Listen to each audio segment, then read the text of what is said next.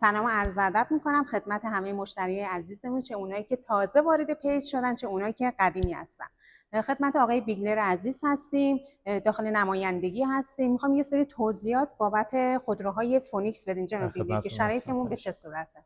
به نام خدا، سلام و عرض ادب دارم خدمت شما. شرایط اقساطی خودروهای ما 60% پیش پرداخت تمامی محصولات هست و الباقی یعنی 40% مابقی بین 1 سال تا 5 سال میتونه برای مشتری اقساطی بشه.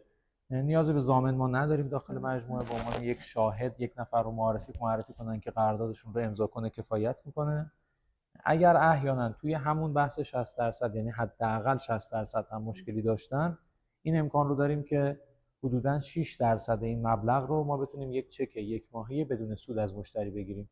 طلایی دارن، خودرویی دارن میخوان بفروشن، یه باز زمانی یک ماهه بدون بهره ما میتونیم یه چک ازشون بگیریم که از اون طریق نقدینگیشون رو تکمیل کنیم. جناب بیگلر، خیلی از عزیزان تماس میگیرن اینکه بابت اینکه زودتر از موعد هم میتونیم تسویه داشته بله، باشیم. امکان تسویه زودتر از موعد هم داریم. به فرض شما 60 ماه قرارداد نوشتید، سر 2 سال میخواید، سر 24 ماه میخواید تسویه کنید، سود اون سالهای باقی برای شما کسب میشه، البته پیش از ورود به اون سال.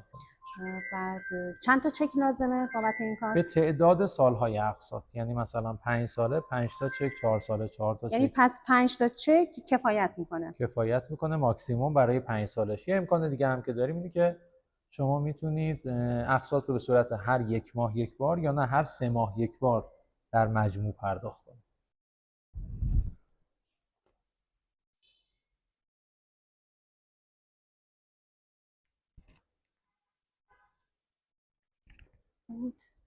چیز نداشت.